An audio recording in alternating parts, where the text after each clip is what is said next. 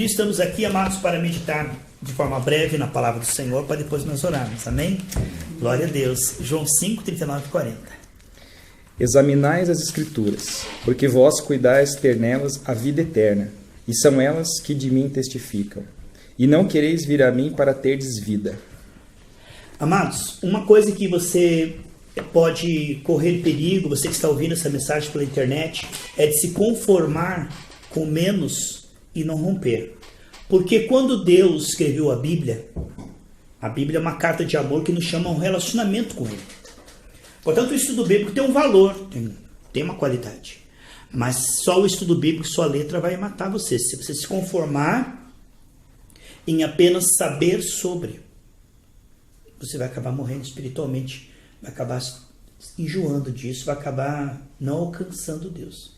Quando Deus escreveu a Bíblia, ele usa termos no grego que são bem diferentes da tradução agora aqui ocidental, porque hoje nós falamos de conhecer sobre, saber sobre, ter informações a respeito. Saber é conhecer e repetir que nem um papagaio conteúdo. Mas quando Deus escreveu a palavra saber, significa conhecer por andar junto, se relacionar, ter amizade e intimidade. Essa palavra conhecer, o ginosco, vem de conhecer mesmo, intimamente, de andar junto. Portanto, quando nós começamos a ter uma ideia religiosa ou até mesmo de teologia, pensamos que saber sobre Deus é o suficiente. E tem muita gente contente e conformada. Se você pergunta para mim, Humberto, como é que eu faço para ficar parecido com o Senhor? E eu disser para você, conheça o Senhor, você pode pensar de acordo com a mentalidade ocidental, conhecer o Senhor, eu vou estudar alguns versículos, eu vou fazer um seminário teológico e tal. Não é isso que... Isso é bom começo, mas Humberto deu ali. Vocês leem a Bíblia e elas chamam para você vir até mim. E vocês não vêm a mim para terem vida. Então, a pessoa não está sendo vivificada, porque ela está sendo apenas informada, enchendo-se de informação. Agora, a informação que não desemboca em oração, com a intenção de praticar, é letra morta. Eu posso saber tudo sobre a Dilma, qual a data de nascimento, 4 de fevereiro, qual o nome do pai, tal, que cidade nasceu, mas isso não quer dizer que eu conheço a Dilma. Não quer dizer absolutamente nada. Então, se nós entendemos o propósito que Deus quer se revelar a nós, e nós não compreendemos como chegar a isso, a nossa vida vai ser infeliz aqui do lado de lá. Veja o que diz em João 17, 3 aí, 4, né? Veja para mim. Depois nós vamos ter lição. João 17, 3. João 17, 3, deve ser? Marcelo. E a vida eterna é esta, que te conheçam a ti, o único Deus verdadeiro é Jesus Cristo. Então veja, e Jesus Cristo. Então veja, Marcelo, a vida eterna, que é a vida que Adão e Eva perdeu, é conhecer. Só que se você for lá no original grego, a palavra ali, conhecer, não está falando de saber sobre, mas conhecer pessoalmente, relacionalmente. Essa é a palavra.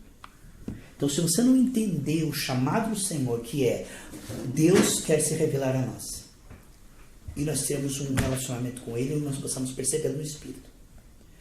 Saber sobre vai ser tão insatisfatório, Humberto, que vai chegar uma hora que o mundo vai ser mais interessante, as músicas do mundo, o pecado, os amigos, os vícios, Marcelo.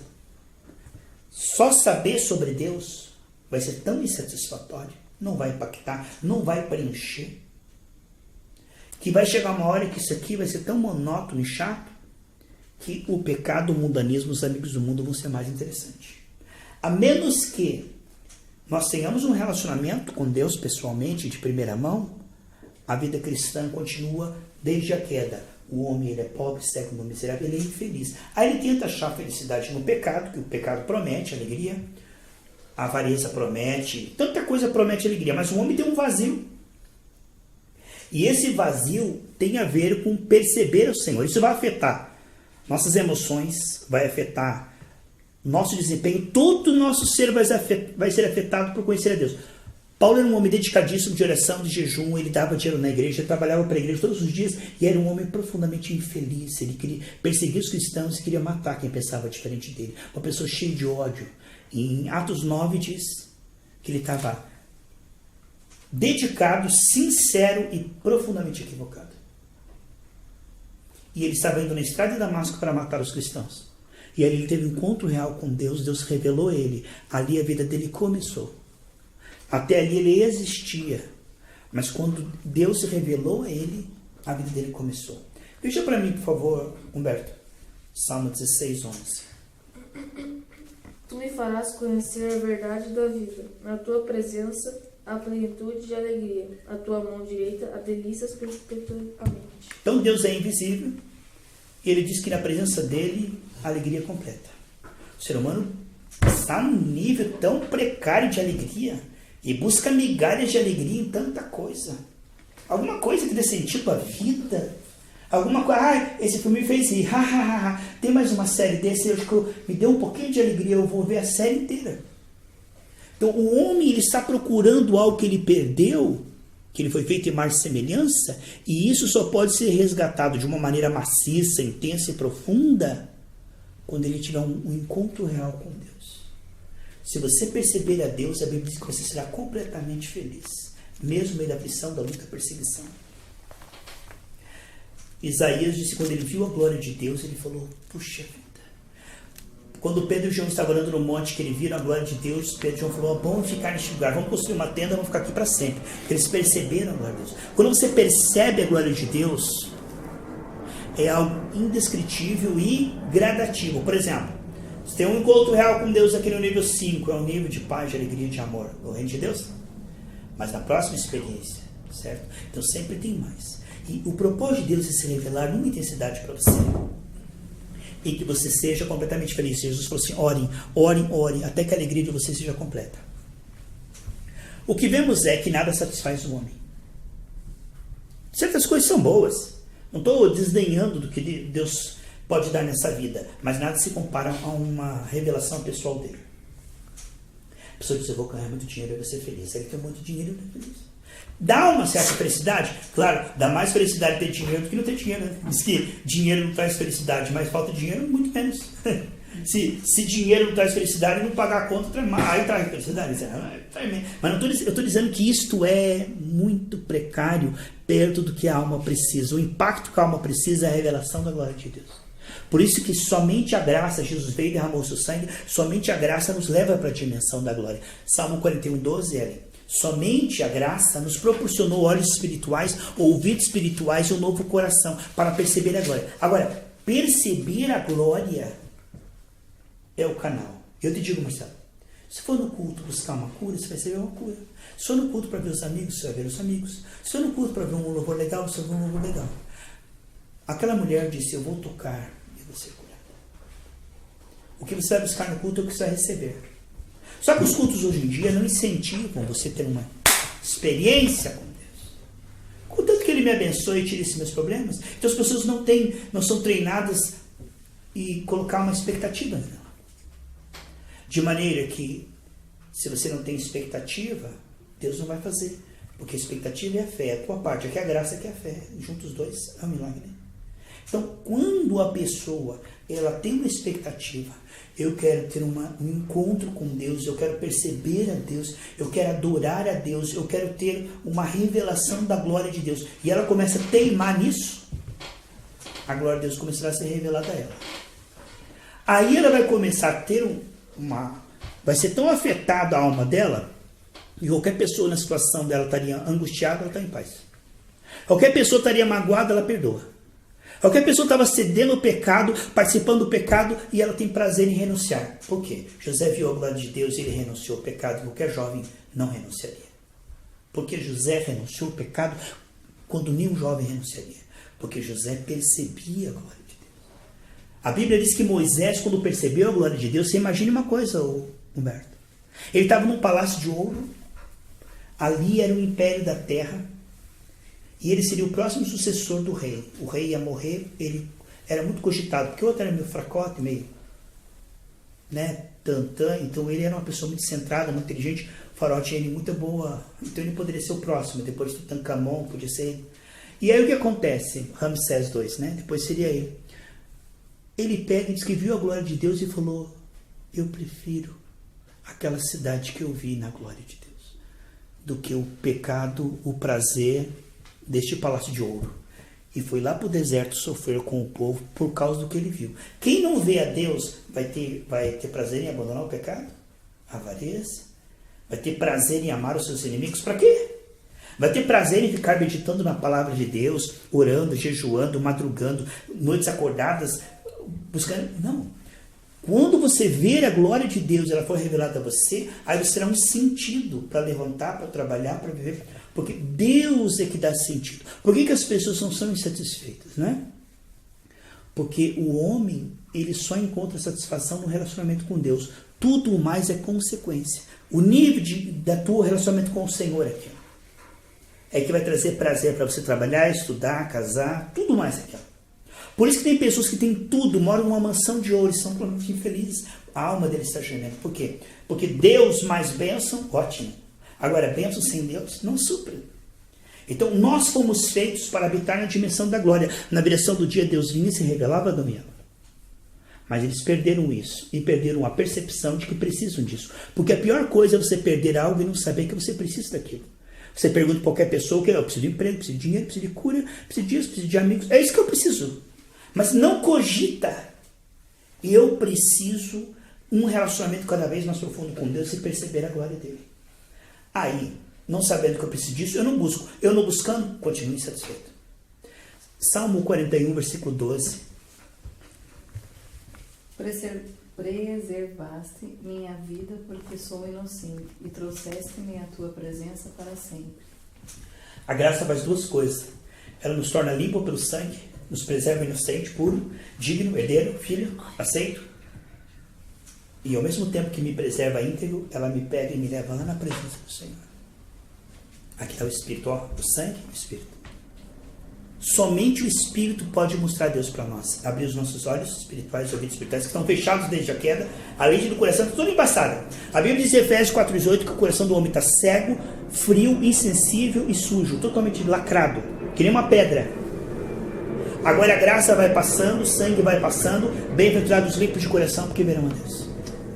Aí você começa a limpar o seu coração, Deus começa a revelar você. E quem já provou dessa água só tem sede dessa água.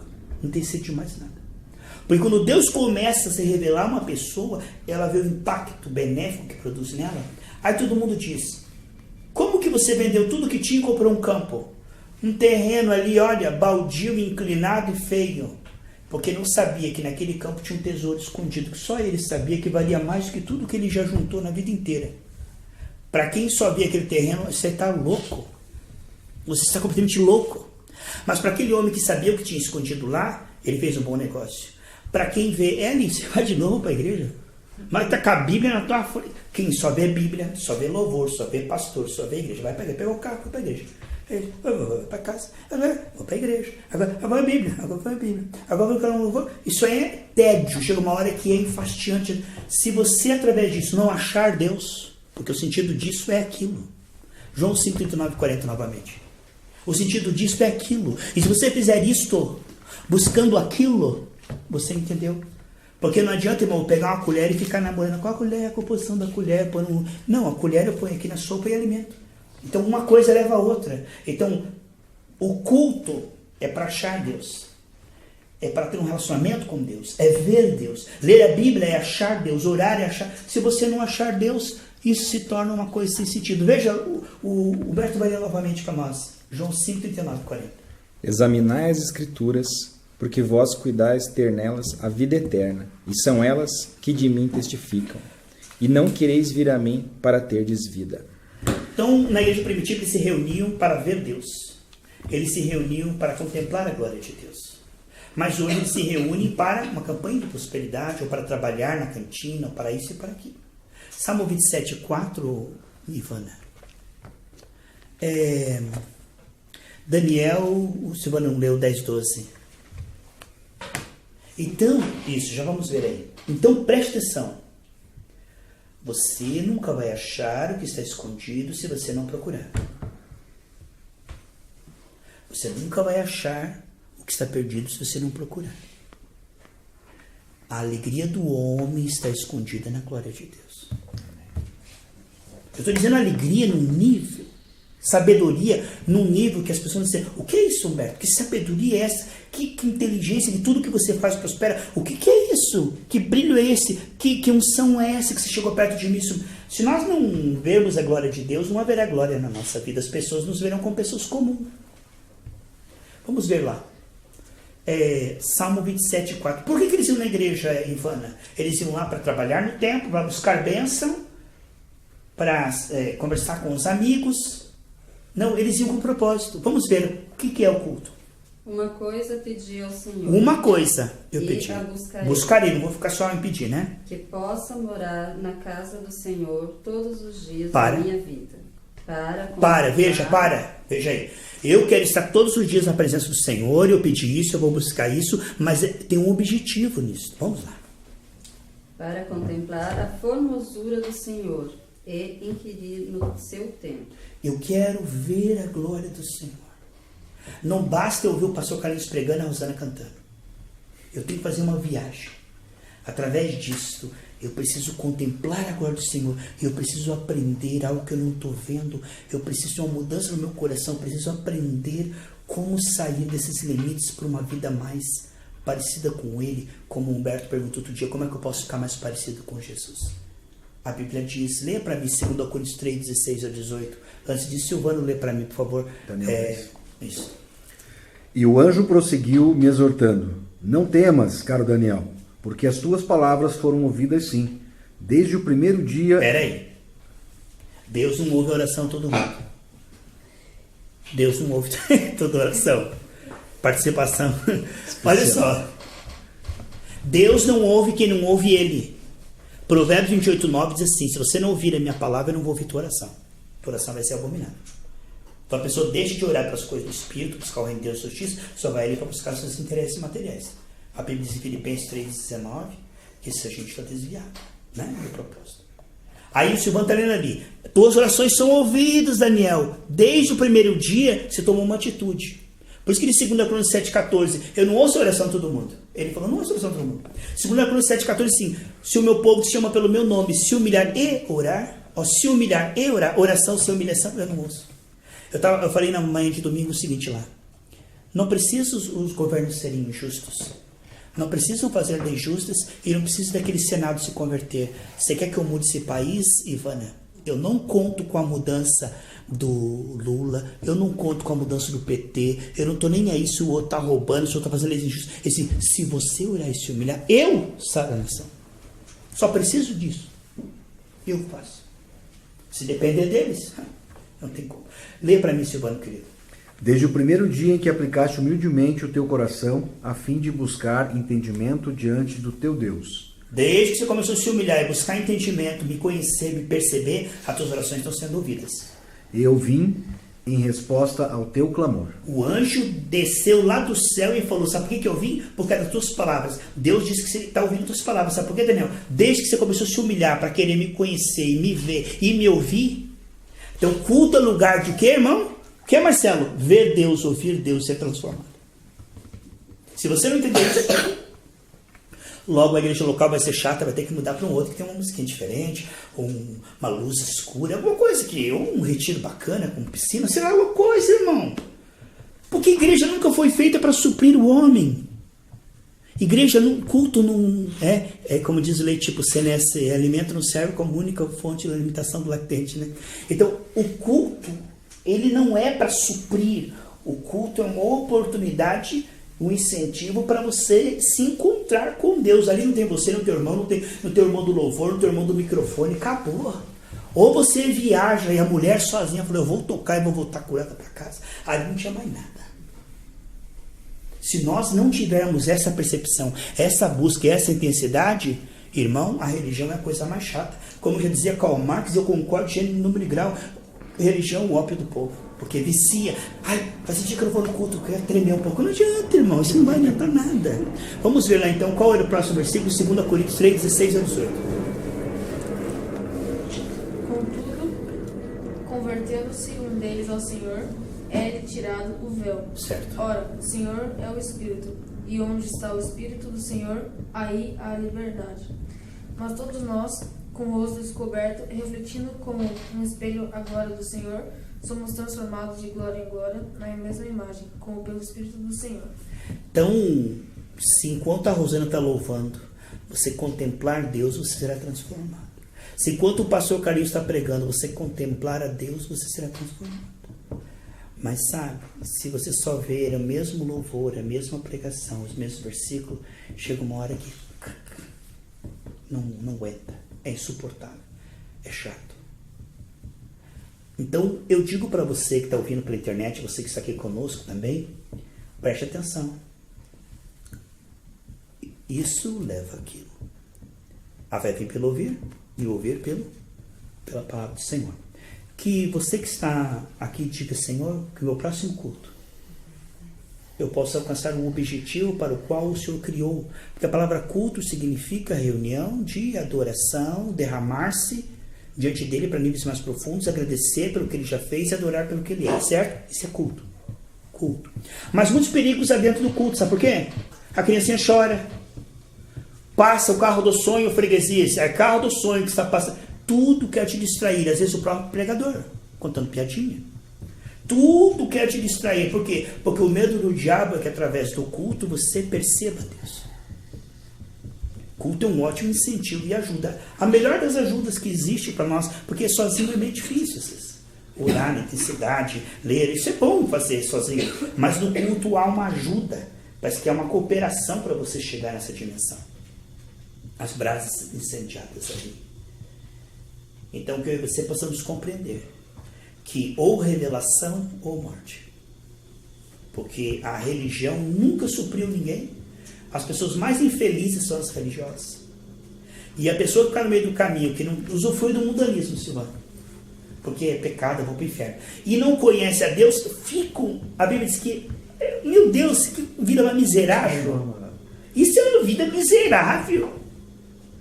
Porque eu estou escravo dessa seita aqui, não me traz satisfação, não me traz bênção, não traz vitória, não traz nada, mas eu não posso ir para lá porque lá tem o capeta, lá tem o perco a bênção, lá o Satanás me bate. Então ele fica aqui, que nem um cachorro amarrado, infeliz, e até o fim. Irmão, se não produzir prazer, alegria, o reino de Deus, como é que você sabe? É paz, amor e alegria crescente. Se isso não está acontecendo, é porque nós não estamos encontrando a Deus. Todos já leram? Amém? Paz, Senhor Jesus Cristo, missionário Silvano. Amém. Glória a Deus. Ensinamento atrás de ensinamento. É, né? verdade. A gente acha que sabe. Começando. Então, na última aula foi assim, eu venho com expectativa, né? Ou seja, mas Senhor, me dê essa expectativa de ver a tua face. Eu quero querer, né? Eu quero querer, né? Acho que é isso que a gente aprende hoje, né? Começar do começo. Começar do começo. A queda trouxe estragos tão grandes que nós não temos ânimo para aquilo que nós realmente precisamos, buscar a glória de Deus. A gente está morrendo no deserto e se ver a glória de Deus, nasce um oásis. Mas a gente está tão desanimado, assim, eu vou morrer mesmo, deixa para lá, entendeu? A pessoa está muito desanimada. Então até mesmo, a Bíblia diz que o preguiçoso, ele coloca a colher no prato e tem preguiça de trazê-lo à boca. Então a pessoa, ela tem tudo na glória de Deus, você tem toda a revelação, toda a alegria, toda a paz, toda a sabedoria, todas as respostas. Mas buscar por Deus é muito custoso, sabe? Melhor ficar aqui distraindo com as coisas desse mundo mesmo. Concluído, missionário Silvano. Amém. Glória a Amém. Deus. Deixa eu abençoe. Marcelo, menino é um exemplo, é uma bênção, glória a Deus pela tua vida. Primeira, o que é um ato profético? Um ato profético. Na tua concepção, em poucas palavras ou uma frase, você sabe o que é um ato profético? Estragou tudo, é o que ele ia falar. Mas aí ele pergunta de outra maneira. O que é um ato profético? Um ato profético é quando você transforma. É quando você transforma a tua fé em palavras e atitudes. Você crê que Deus cura enfermos? Que bom. Você crê que Deus cura enfermos? Que ótimo. Mas um ato profético é você pôr a mão no seu pai e dizer, em nome de Jesus agora, corpo. Quando você transforma a tua fé em palavras, atitudes. Quando você transforma isso, porque a fé sem obras é morta. Não adianta você crer. Se você crê que Deus te livra do assaltante, aí o assaltante diz, vou morrer, porque eu vou morrer, agora ele vai me atirar, agora. Isso não é. O ato profético serve para o do apuro. O que é um ato profético? Você estudou para a prova, mas sempre na hora que você abre a prova ali, esquece tudo. Depois que você entrega a prova ao professor, você lembra de tudo. Entende que você está nervoso? É assim, você é nervoso, trava tudo. O que acontece? Você pega e faz um ato profético. Senhor, eu profetizo que agora eu me lembro de tudo que eu estudei. O teu Espírito me fará lembrar agora. Eu profetizo sobre essa prova agora, Senhor, que eu consigo. Quer dizer, a Bíblia diz em Provérbios 3, 6, 7, que se você incluir Deus em tudo que você fizer, Ele vai participar. Então Deus está fora de tudo, Marcelo. Se você não incluir Ele não está. Deus não está em nada que você não coloque através de uma fé profética. Deus quer curar enfermos? Quer? Quantos enfermos que não são curados? Por quê? Porque tem que chegar a um ponto, Marcelo, que você tenha fé para um ato profético. Se você não orar, aquele menino que você vê vulto lá, vai continuar vendo vulto. Aquela pessoa que está oprimida lá, vai continuar oprimida. Porque um ato profético é algo que você crê a ponto de dizer. E não adianta você dizer da boca para fora, falar com medo, ou falar porque eu vi um pastor falando, imitando, não. Tem que ser algo que você crê. Romanos 14, 23, e tudo que não tiver é pecado. Sem chegar ao ponto que você crê. Se você crê, aí você pode falar. Amém? Então, um ato profético é você praticar segundo o que você já alcançou. Em Filipenses 3,16 diz assim, cada um ande conforme o que já alcançou. Tem coisa, Marcelo, que já dá para você fazer. Transformar em atitude. Tem coisa que ainda é difícil. Você vai orando até virar um ato profético. Mas o ato profético é a coisa mais perfeita. Coisa mais linda é quando uma pessoa crê, Marcelo. Por exemplo, se Moisés cresce em Deus, mas ele não fosse diante do mar, o povo todo ia morrer. Então, um ato profético transforma o visível. Acontece alguma coisa ali. Amém? Mais alguma coisa? O que é libertação espiritual? A libertação espiritual é a libertação que Deus produz. Porque nós somos espírito, alma e corpo.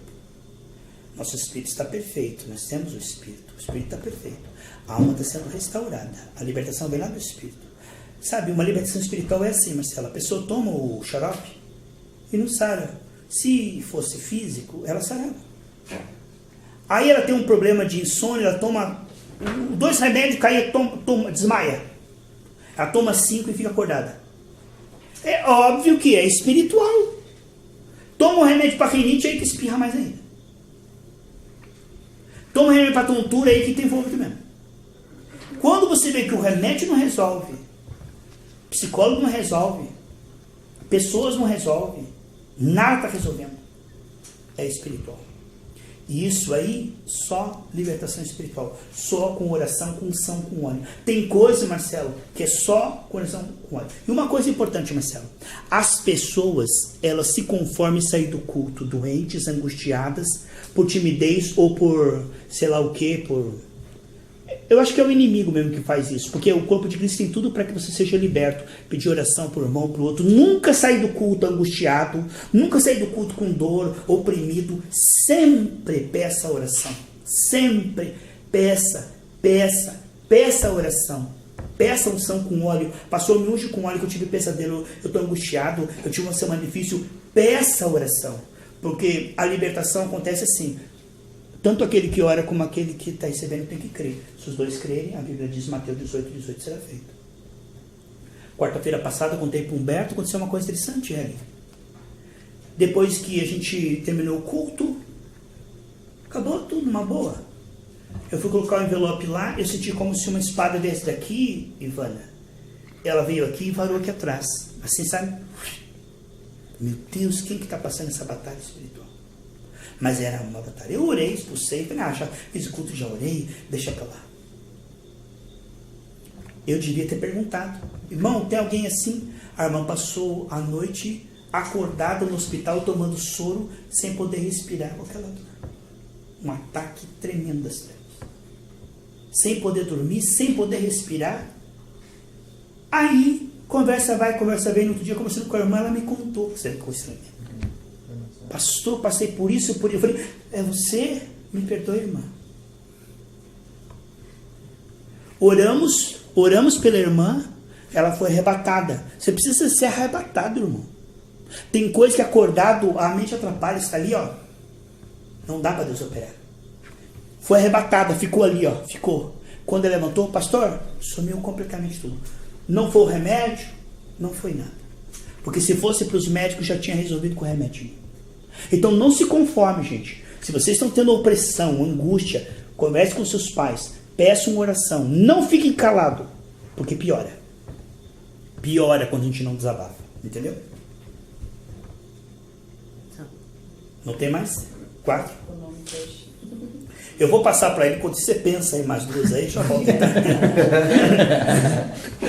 Missionário Humberto. Como posso aumentar a minha fé? Como posso aumentar a minha fé? Como? Romanos 10, 17.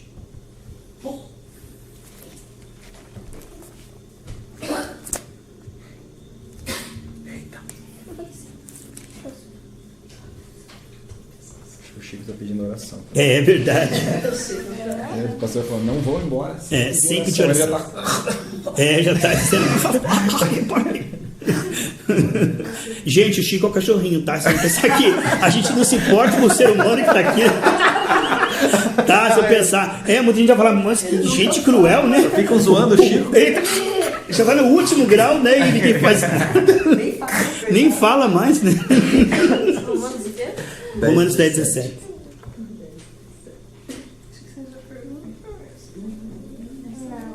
Logo, a fé pelo ouvir e ouvir pela palavra de Deus. 3 coisas para você aumentar sua fé, Humberto. Ouvir a palavra. Quer goste, quer não, quer sinta vontade, quer não, quer esteja com arrepio, quer não, ouvir, ler a palavra.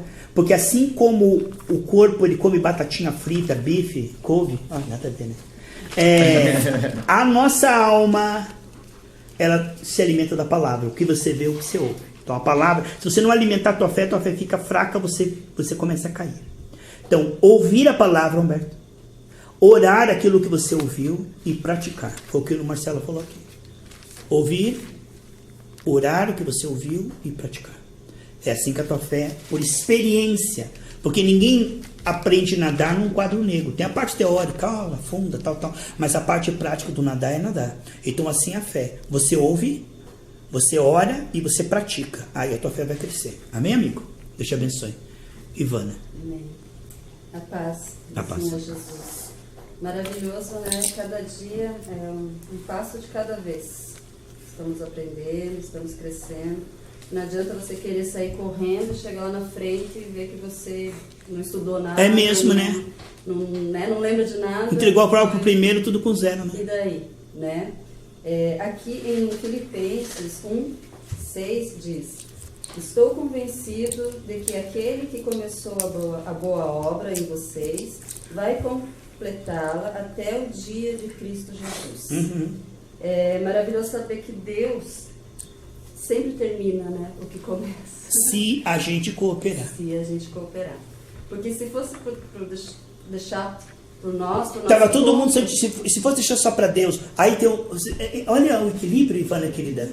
Se fosse só nós não ia aguentar, porque a gente não tem essa constância, é milagre de Deus que nos dá. Agora, se deixasse tudo para Deus, todo mundo estava santificado, porque Deus fazia tudo, e por que não tá? Porque tem a parceria nossa, né? Que por nós deixamos muitas coisas inacabadas, né? Começamos, perdeu a graça, vamos para outra coisa. Começamos às vezes, não, tá difícil. Interessante que o trabalho não perde a graça o ano todo, né?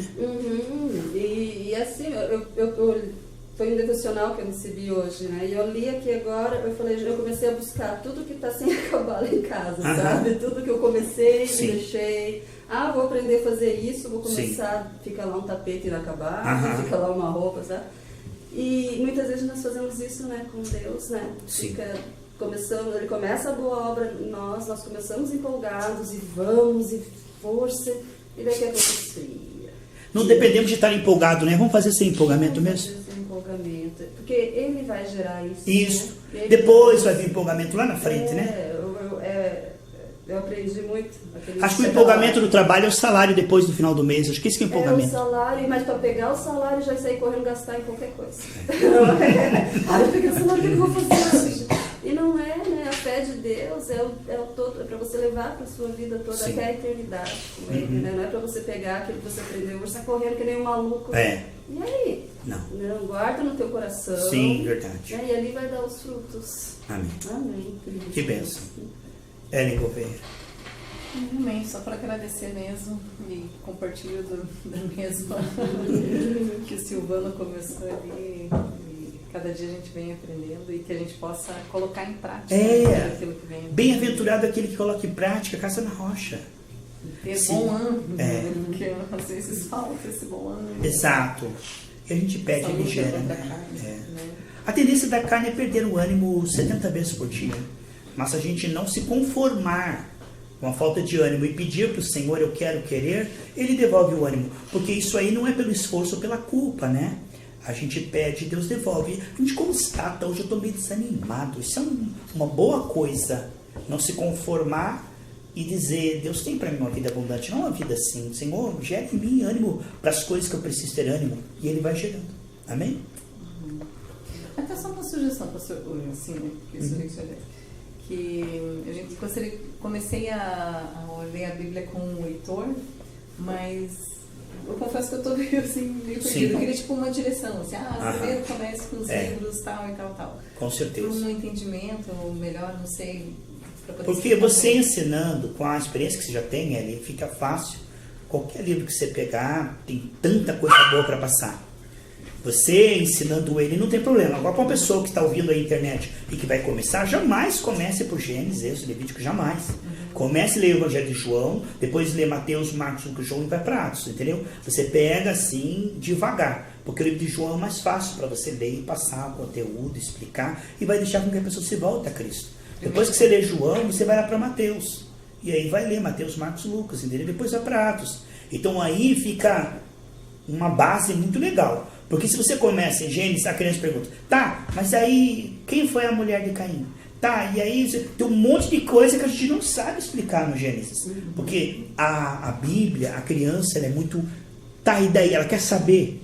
Só que a Bíblia não foi escrita para a gente saber, ela foi para a gente se relacionar. Humberto leu aqui, João 5, 39, 40. A Bíblia não foi feita para dar respostas. A Bíblia foi feita para que nós cremos em Deus, nos voltamos a Deus, temos um relacionamento com Deus. É para isso que serve a Bíblia. Só que a criança, como ela é cheia de... Tá, mas e aí o dinossauro? Tá, né? Ela vai ter um monte de perguntas. E o Gênesis aí, a criança vai viajar. Aí você vai ter que ficar explicando um monte de coisa e interrompendo. Não é adequado assim. Pode ser mais para frente, quando você já mostrou para ela como é que é a didática de ouvir a palavra e tal. Então é bom começar pelo Evangelho de João, tá, irmão? Deixa eu ver isso aí, viu?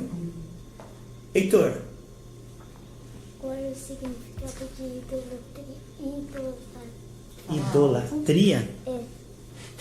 Na tua ideia, se alguém perguntasse assim, e não tem resposta errada, tá? Heitor, na tua opinião, vamos dizer assim, chegou uma criança para você e falou assim, Heitor, o que é idolatria? Você diria o que para ela? Se a criança te perguntasse, lá no colégio, ela assim, Heitor, você é evangélico, Heitor? Aham. O que é idolatria, Heitor? O que você diria para ela? Fica tranquilo. Você diria, uma frase, o que você diria para essa pessoa? Na tua opinião, o que você acha que é idolatria? Você já pensou nisso alguma vez? Nunca? É um enigma, um ponto de interrogação? Não tem absolutamente nada que você ouviu sobre ídolos, idolatria. O que é ídolo? O que é um ídolo? Você sabe o que é um ídolo? Sabe? Sabe o que é um ídolo? É algo que você adora e que não é Deus. Ídolo é quando você dá valor demais a algo. Você adora. Por exemplo, tem pessoas que eles idolatram um jogador, um ator de cinema, um cantor do mundo, gritam, se descabelam, Heitor. Ficam lá no palco, o cara cantando lá e ele... Entendeu? Isso é idolatria. Idolatria é quando você pega a adoração que era para Deus e coloca em coisas e pessoas. Por exemplo, uma idolatria. O ciúmes é uma idolatria. Alguém chega para você e diz assim, presta para mim tua jaqueta. Minha jaqueta não. Nunca, eu amo minha jaqueta, ela é só minha. Isso é idolatria. Entendeu? A idolatria é quando você dá muito valor aquilo que tem valor, mas não mais que Deus. Porque em primeiro lugar na tua vida, Heitor, Deus. Em segundo lugar, teu pai e tua mãe. Certo? Teu pai e tua mãe. Depois de Deus, teu pai e tua mãe. Agora, em primeiro lugar, sempre, se algo te empolga mais do que Deus, é idolatria. Como é que nós sabemos que é uma idolatria? Aquilo que nós gastamos mais tempo e pensamos mais. Investimos dinheiro e só pensamos naquilo, e só pensamos naquilo, e só pensamos naquilo. Idolatria. Explicado, amigo? Agora você já sabe o que é um ídolo e o que é idolatria. Uma criança como você, com 8 anos, já sabe para poder explicar a outras pessoas. Parabéns. Amém, irmão? Humberto. A paz. A paz. Glória a Deus por esse estudo maravilhoso mesmo. Sim. A gente começou lendo ali, né? E não queres vir a mim para terem vida. Vida. É o que o homem precisa, não só informação. Vida. Vida. Como ser vivificado. Verdade, vivificado. Esses dias eu escrevi até para o pastor, né? Aquilo que um homem orgulhoso é cheio de si mesmo. Si. Ui, que horror. E um homem humilde é cheio de Deus. Falou tanto sobre se humilhar, né? Que o próprio Deus diz, né? Se meu povo se humilhar e orar. Só que as pessoas, e nós muitas vezes, estamos muito cheios de nós mesmos, na verdade. No que podemos fazer, no que pensamos. E que horror, né? Tá cheio. Ou cheios disso, ou cheios de preguiça. E por ou isso nós não vamos. Né? E por isso que isso impede de estarmos cheios de nós. Falta não pode humildade. encher o que está cheio. Né? Não pode encher o que está cheio. Como é que nós vamos até Ele para ter vida se nós estamos cheios de nós mesmos, de orgulho ou de preguiça? E como é que nós vamos até Ele encher o que se já está cheio, já está ocupado? A mente, o coração ocupado. E só uma pessoa humilde mesmo que consegue, né? Confessar aquilo, muita coisa. Porque a humildade é lucidez, Ellen. Eu não querer ser cheio de mim mesmo é apenas bom senso. Que horror. Eu ser cheio de mim quando eu posso ser cheio de Deus. Que mau gosto. Sabe? Chega uma hora que a gente enjoa de ser cheio da gente mesmo. Porque não é lá aquelas coisas, né?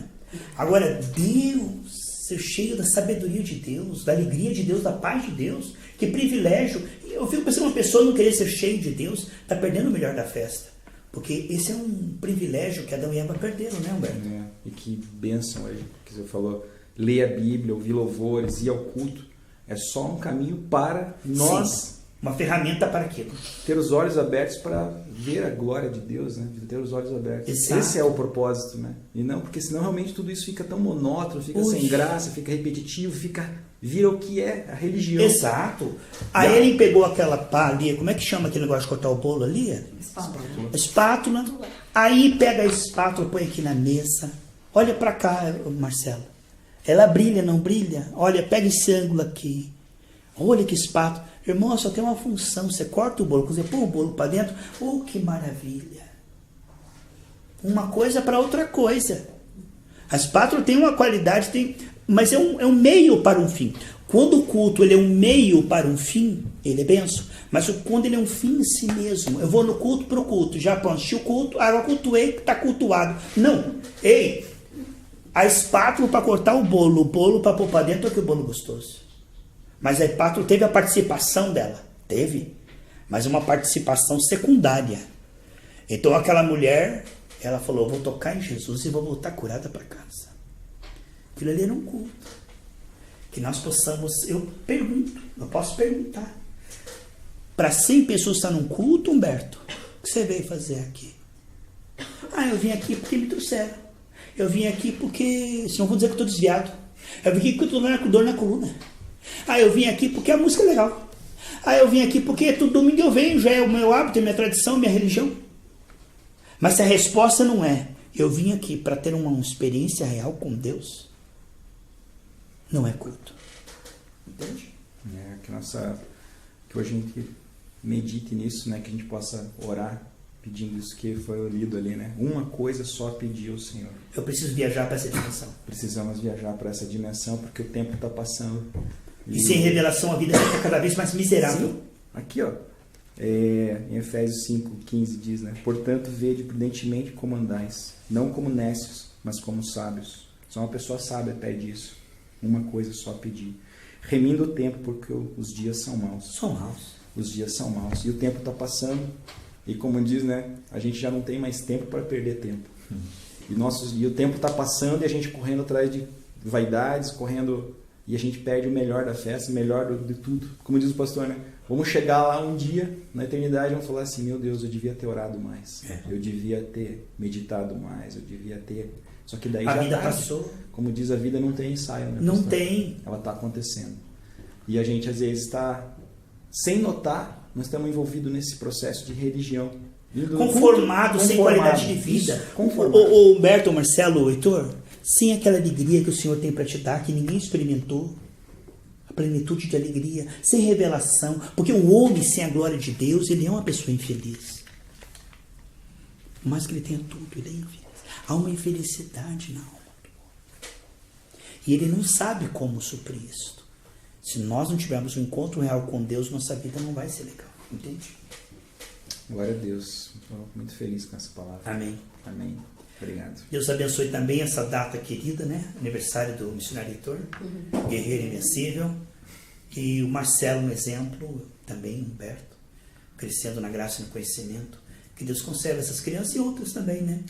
Para que, através deles, existem pessoas, Heitor, que não vão ouvir o Humberto, não vai ouvir eu, nem o Silvano. É o teu jeito, é o teu jeito de ser. E nunca pense que você é muito criança para ser uma pessoa de Deus. Nunca pense. Porque Jesus também está com as crianças. Jesus também fala através das crianças. E quando Israel estava perdendo a glória de Deus, porque o sacerdote estava religioso, ladrão, totalmente fora, saído da visão de Deus, Deus levantou uma criança, Samuel, para devolver a glória de Deus. Jesus, com 12 anos, estava lá ensinando para a religião que aquilo lá não valia nada. Com 12 anos. Então nunca ache, eu sou muito novo. Diz que a criança é o futuro da igreja. O que é o futuro da igreja? Ele é o presente. Agora. Deus quer operar na sua vida. Imagina, você tem que esperar até você ser um adolescente, até você ser um idoso para ver a glória de Deus. Você pode ver agora. Porque Deus se revela a vocês. E de vocês é o reino dos céus. Para vocês ainda é mais fácil Deus se revelar do que para nós. Amém? Vamos orar? Let us pray. Pai, obrigado por essa palavra. Perdoa, cobre com o teu sangue, conserta e opera. Também nos corações das pessoas que vão ouvir. Meu Deus, nos ajude a entender o que é idolatria. A entender, meu Deus, o que é um ato profético. Entender, meu Deus, como aumentar a nossa fé. Meu Deus, nos ensina que isso pode ser praticado. Nós não queremos apenas ouvir respostas e concordar com elas, mas sim transformar isso, meu Deus, em atos proféticos, como disse o Marcelo, Pai. Transformar isso, meu Deus querido, a nossa fé em atitudes, em nome de Jesus. Amém? Amém. Valeu, amigos.